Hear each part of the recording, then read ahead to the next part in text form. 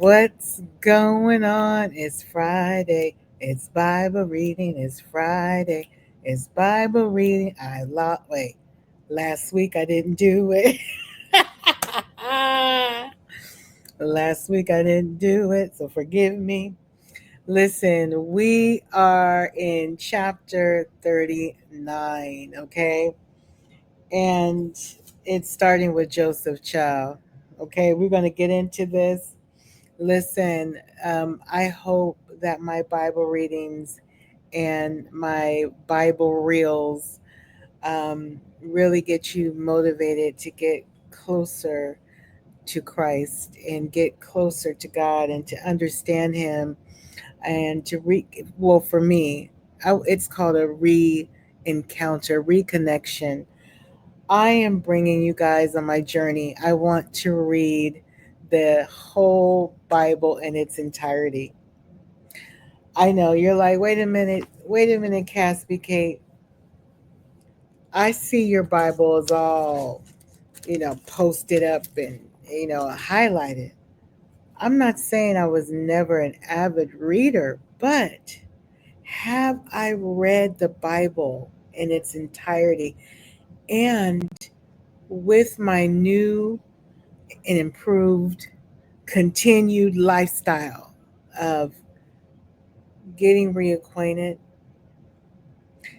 cleaning up the mess that I made of my life, right? Learning how to forgive myself, um, repentance, obedience. I'm not dating God anymore. I am married. I'm committed to His love, what He wants me to look like, the image that He wants. And it's an image that mirrors what He is and what He wants His people to be. I can't be half good and half bad. You know, I can't be dating outside, you know, my marriage or um, just being unholy. Do you understand what I'm saying? I was doing all of those things, being unholy, not being uh, kind to myself, the things that I was saying to myself. Um, there's just some things I've done. I'm just like, when you finally like burst your own bubble and you actually look at all the chaos, you look outside of it and it's like, whoa. Or when you do a walkthrough with the Lord and He's like, I'm not doing this to make you feel smaller, but in order for you to evolve to the next level, we need to look at what was done and how you don't want to do this ever again. It's been eye opening. It's been like, whoa, hard to forgive myself. Can I be keep it a buck? I'm not 100% forgiven myself. I'm hoping through reading, and this is the Living Bible. Okay, I am a King James girl. I am an NIV, but I love how this translates as I'm getting reacquainted, and it's an easy read. So that's why I was introduced to the Living Bible, as you guys know, in the fifth grade. Part of our fifth grade prerequisite at this Christian school, and we were going to a Christian camp. Our parents were to, buy us an easy read Bible, right? And my mom found the Living Bible, and I've loved it ever since. You know, but I still love my thus thou. I don't discriminate, but I gotta admit this is really easy, and it really makes it very clear. Sometimes too clear. The Bible I'm learning again from the beginning in Genesis that it is like a soap opera, and it's low key. Some part of it is a little R rated. I just gotta be honest. It's a little R rated adult content. Okay, so kids, go to your room. Some of this is like what? Yeah. Okay. So we are in chapter 39, verse 1. When Joseph arrived in Egypt as a captive of the Ishmaelites, traders, he was purchased from them by Potiphar, a member of the personal staff of Pharaoh, the king of Egypt. Now the man Potiphar was the captain of the king's bodyguard and his executioner, excuse me. Verse 2, the Lord greatly blessed Joseph there in the home of his master, to the to that everything he did succeeded. Potiphar noticed this and realized that the Lord was with Joseph in a very special way, like he's with all of us right now. Verse 4, so Joseph naturally became quite a favorite with him. Soon he has put in charge of the administration of Potiphar's household and all his business affairs. Verse 5, at once the Lord began blessing Potiphar for Joseph's sake. All his household affairs began to run smoothly. His crops flourished and his flocks multiplied. So Potiphar gave Joseph the complete administrative responsibility over everything he owned. He had no worry in the world with Joseph there, except to decide what he wanted to eat. Joseph, by the way, was a very handsome young man. One day, this is verse 7, one day at about this time, Potiphar's wife began making eyes at Joseph. See, here we go again. Here we go with here we go again. I had to brighten this up a little bit. Here we go again with the soap opera of it all. Here we go, y'all. Verse 7. You ready? One day at about this time, Potiphar's wife began making eyes at Joseph, Lord, and suggested that he come and sleep with her. My Lord, what is going on in this Bible? Verse 8, Joseph refused. There you go. That's right, Joseph. Live right. Look, he told her, my master trusts me with everything in the entire household. He himself has no more authority here than I have. He has held back nothing from me except you, yourself, because you are his wife. Oh, did he tell her? How can I do such a wicked thing as this? It would be a great sin against God. Yes. We've all been there, though. Yeah, I've been Potiphar's, yes. But I changed. Okay. Joseph refused. Look, he told her, my master trusts me with everything in the entire household. He himself has no more authority here than I have. He has held back nothing from me except you yourself, because you are his wife. How can I do such a wicked thing as this? It would be a great sin against God. Verse 10. But she kept on with her suggestions. Lord have mercy. Day after day, even though he refused to listen and kept out of her way as much as possible. Verse 11. Then one day, as he was in the house, going about his work, as it happened, no one else was around at that time. Verse 12. She came and grabbed him by the sleeve, demanding, "Sleep with me, Lord." My God. He tore himself away, but as he did, his jacket slipped off and she was left holding it as he fled from the house. My God. Verse 13. When she saw that she had his jacket and that he had fled, verse 14 and 15. She began screaming when the other men around the place came running in and see what had happened. She was crying hysterically. "My husband had to bring in his Hebrew slave to insult us," she sobbed. "Ooh, she lying. He tried to grape me. I have to say grape, y'all, because of YouTube. He tried to grape me, but when I screamed, he ran and forgot to take his jacket. Lord, this HO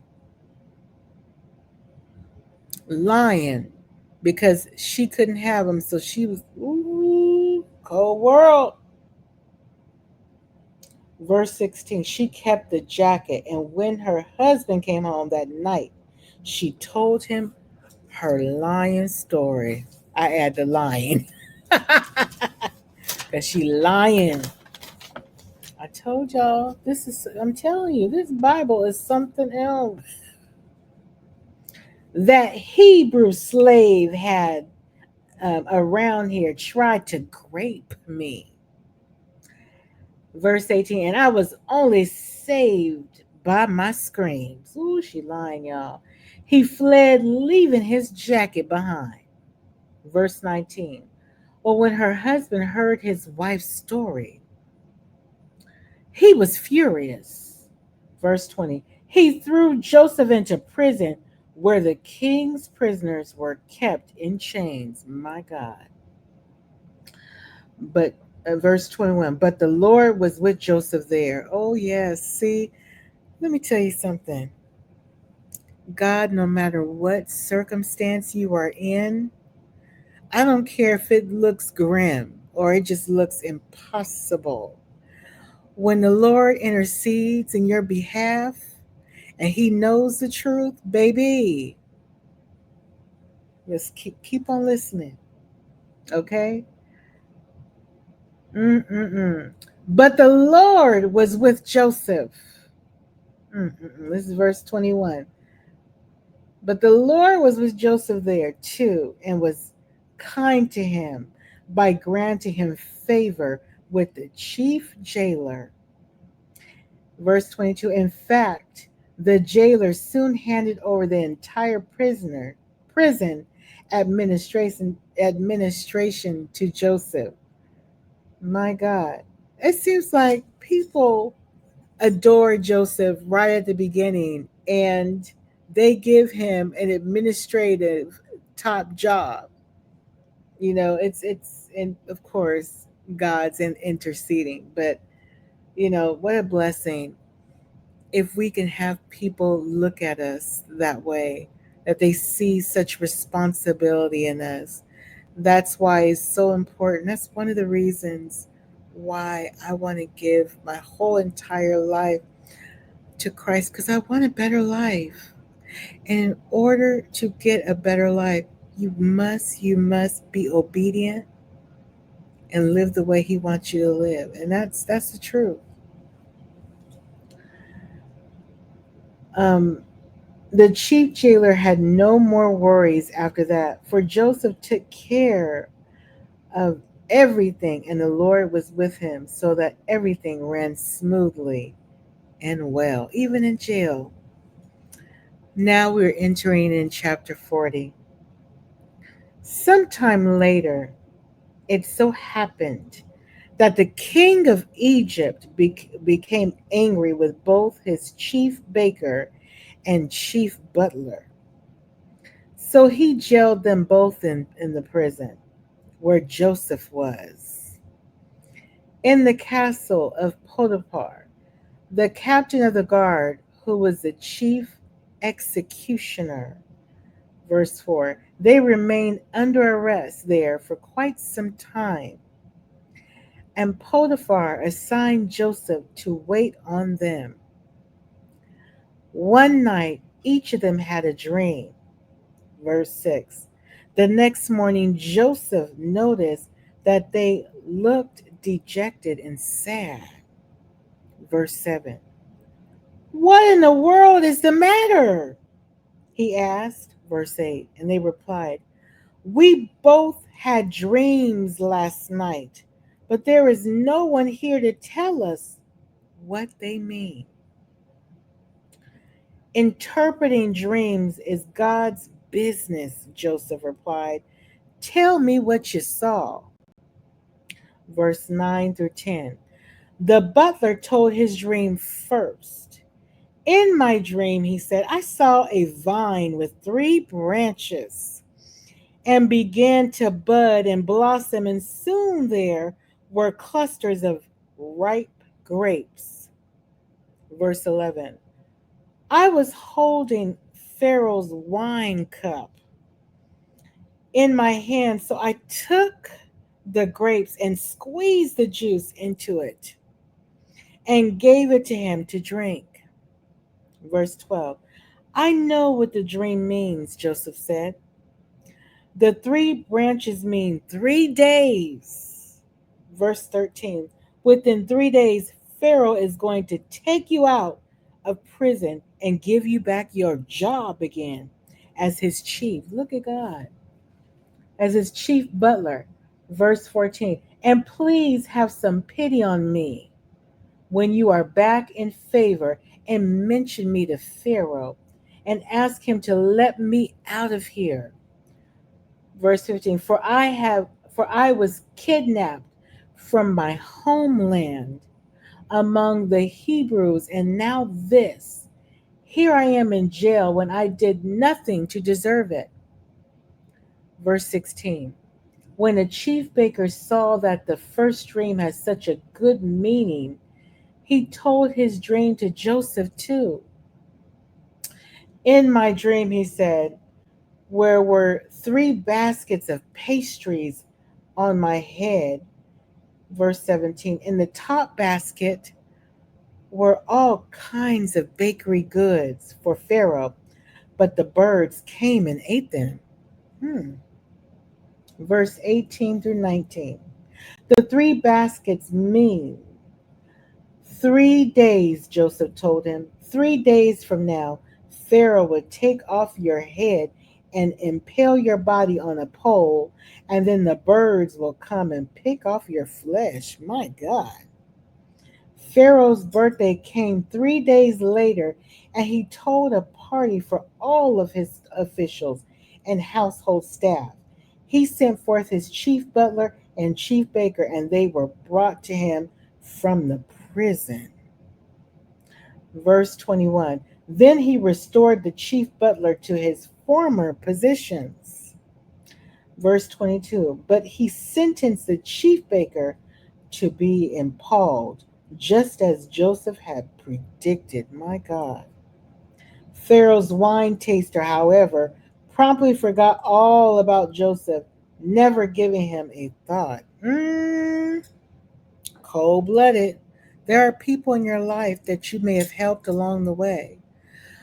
And once they receive their assignment and they were to, not saying it has to be a tit for tat, but never forget when someone is kind to you and you are in a position to bless them or to elevate them when you see them struggling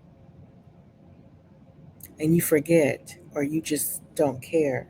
Careful about that because you never know when you'll need them again. And that's real. Now I'm entering into the last chapter. It's getting good. Chapter 41. One night, 2 years later, Pharaoh dreamed that he was standing on the bank of the Nile River. Verse 2. When suddenly 7 sleek fat cows came up out of the river and began grazing in the grass. Verse 3. Then seven other cows came up from the river. Hold that thought, paperclip that. You guys, I was on TikTok the other night, when I can't sleep. And this is so rando, but did you know that water buffaloes really do swim underneath the water? I mean, when I thought of water buffaloes, I just thought they were buffaloes that just love drinking near the river, the lake, child. You know, they just called them water buffaloes because maybe they love to just dip their head in from the grass and dip up. But on TikTok, there was a whole water buffalo swimming underneath the water. Lord, I didn't know, and I'll just keep that between you and all, just you and us, just in case I look crazy, uneducated. But listen, I had to ask you guys. I know it not very many people click on my Bible readings, but if you happen to do so, please click in the chat and let me know. Did you know that water buffaloes swim in the water with their head inside the water, like swimming, like their whole body covered in water, and their head's not up? They're like swimming underwater. It's crazy. You gotta go to TikTok or Google and watch this. I've never seen it before. It tripped me out. It did. Okay. Um, anyways, getting back to the Bible reading, and where did I leave off at, child? Um, wait a minute. Okay, I'm here. Here we go. I'm in verse 4. I'm sorry. I had to ask about the water buffaloes.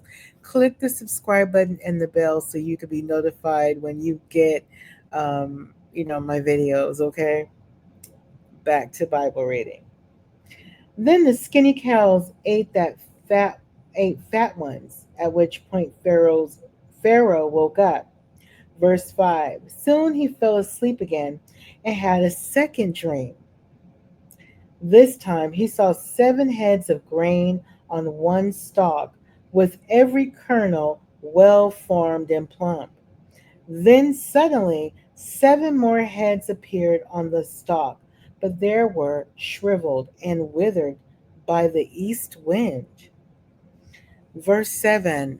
And these thin heads swelled up, and the 7 plump, well formed heads. Then Pharaoh woke up again and realized it was all a dream. Next morning, as he thought about it, he became very concerned as to what the dreams have might mean.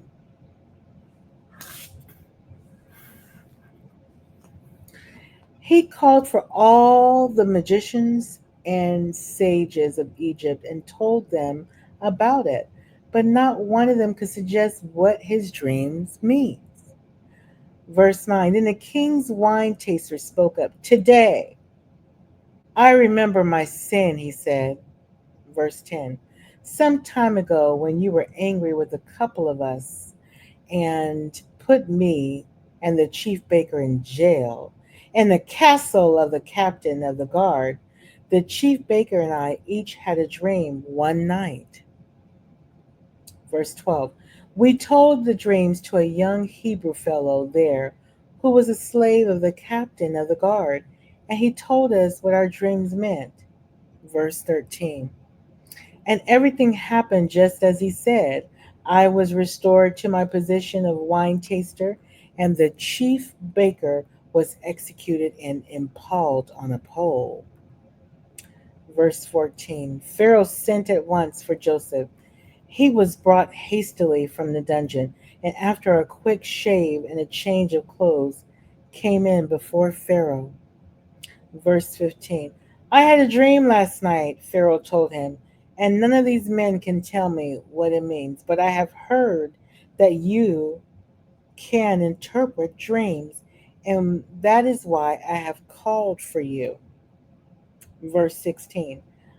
I can't do it by myself, Joseph replied, but God will tell you what it means. Verse 17. So Pharaoh told him the dream. I was standing upon the bank of the Nile River, he said.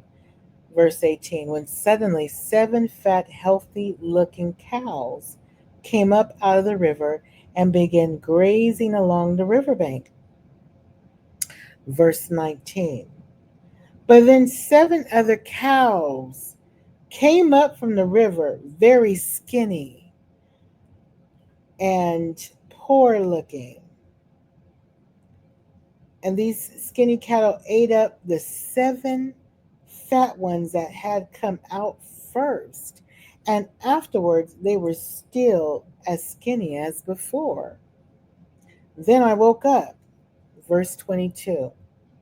A little later, I had another dream. This time, there were 7 heads of grain on one stalk, and all 7 heads were plump and full.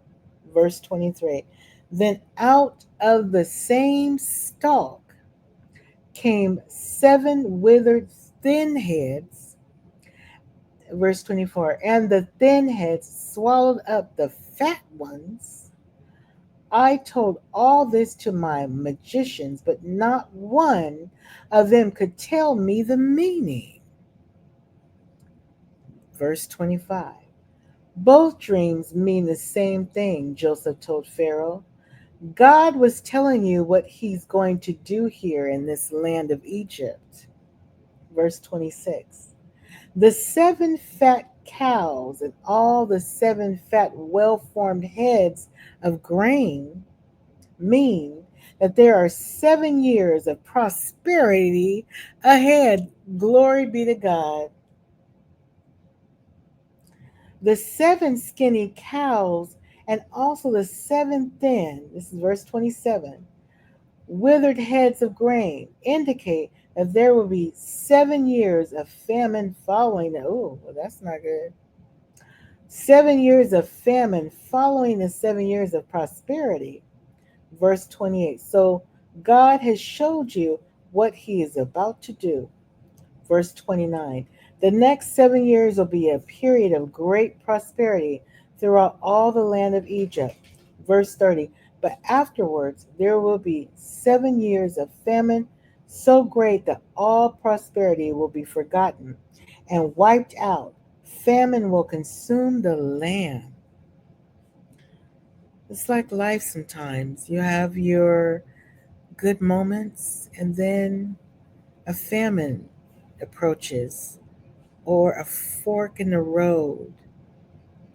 But trouble never lasts always. Let's see. That's what, my belief in what I've learned throughout life. You may have some struggle, but it doesn't last. Verse 32. The double dreams gives double impact, showing that what I have told you is certainly going to happen, for God has decreed it and it is going to happen soon. My suggestion is that you find the wisest man in Egypt and put him in charge of the administering a nationwide farm program. Get organized, get prepared. And that is all inclusive of getting your life in order. You know what I'm saying? Ask God into your life. Ask God to audit things out of your life that does not need to be there, like bad people, um, things or vices that you're addicted to, you know, anything that is not good, that is of God. Ask God, organize me, get rid of it. Put me on an assignment, not a job, but an assignment, Lord.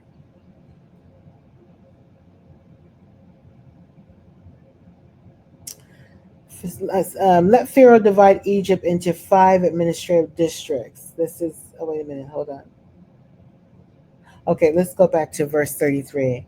My suggestion is that you find the wisest man in Egypt and put him in charge of administering a nationwide farm program.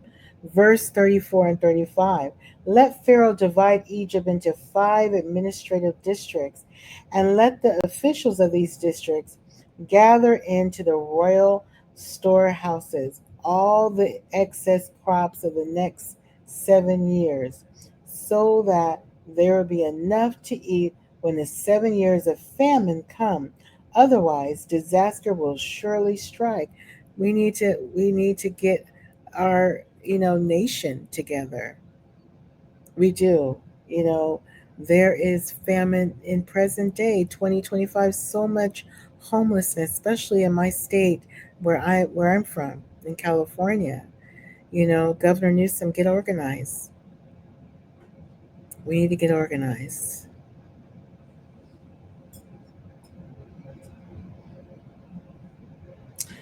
Verse 36, Joseph's suggestions were well received by Pharaoh and his assistants. Verse 38, as they discussed who should be appointed for the job, Pharaoh said, who could do better than Joseph? For he is a man who is obviously filled with the Spirit of God. Turning to Joseph, Pharaoh said to him, since God has revealed the meaning of the dreams to you, you are the wisest man in the country. For I am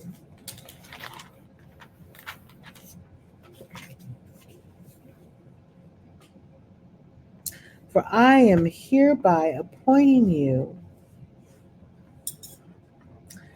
to be in charge of the entire project. What you say goes throughout all the land of Egypt. I alone will outrank you. Verse 41 and 42. Then Pharaoh placed, and let me just say this, that lie that Pharaoh's wife said, you see how God will appoint you anyway, and not let what weapon was formed against you not prosper. Okay?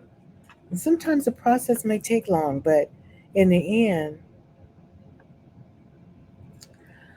then Pharaoh placed his own signet ring on Joseph's finger as a token of his authority, and dressed him in beautiful clothing, and placed the royal gold chain about his neck, and declared, see, I have placed you in charge of all the land of Egypt. Verse 43, Pharaoh also gave Joseph the chariot of his second in command. Wherever he went, the shout arose, kneel down.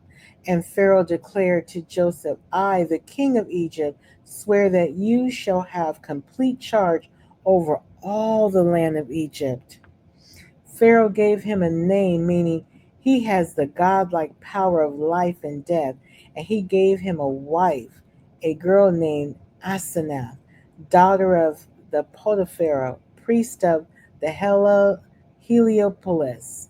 Excuse me. So Joseph became famous throughout the land of Egypt. He was 30 years old as he entered, this is verse 46, into the service of the king. Joseph went out from the presence of Pharaoh and began traveling all across the land. Verse 47.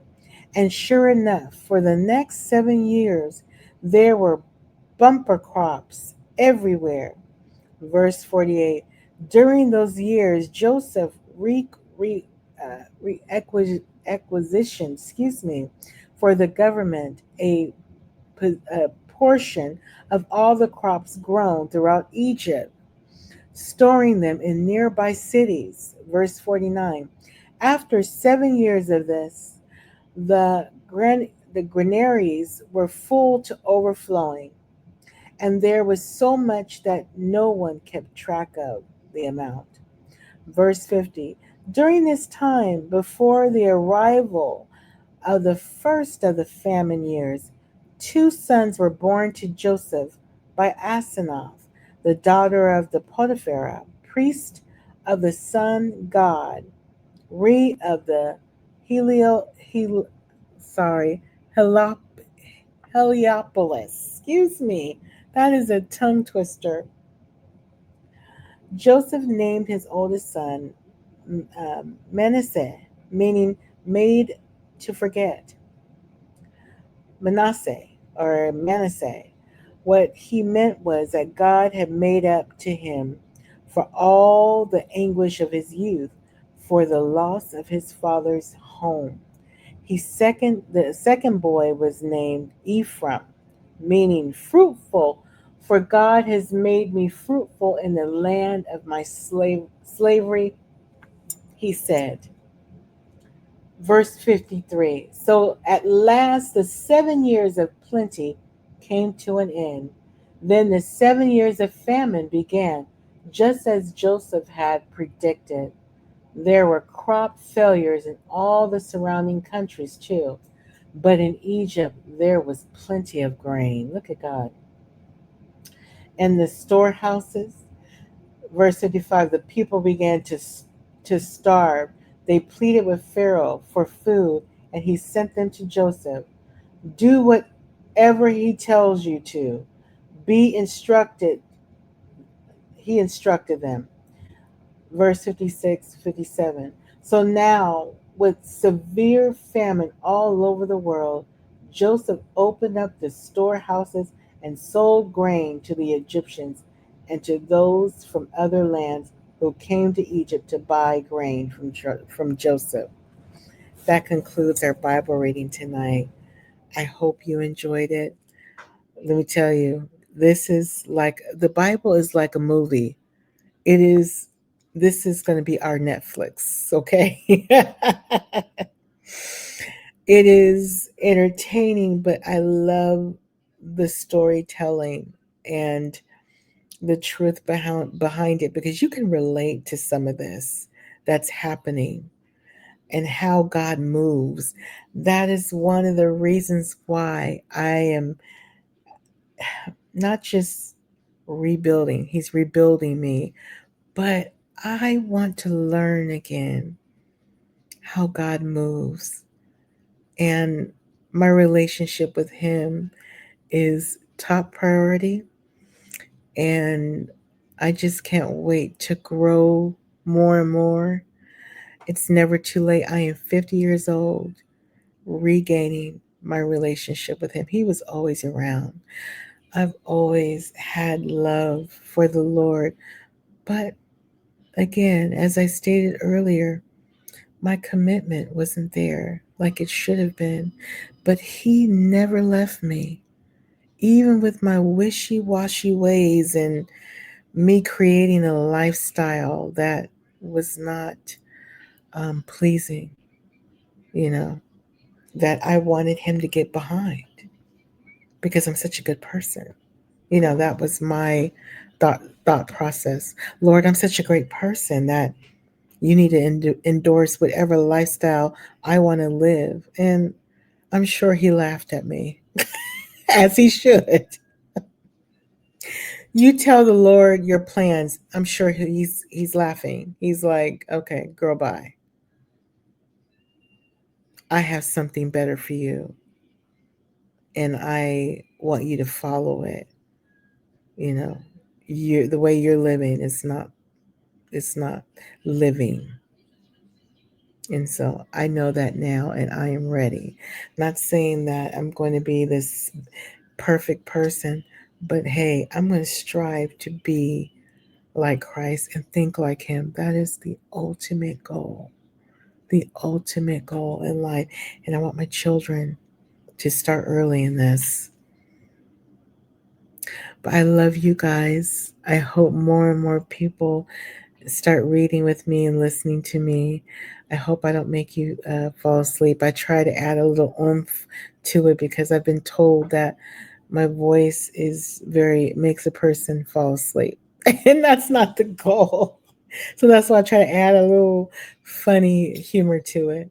Mwah. Thank you for supporting me. I love you guys.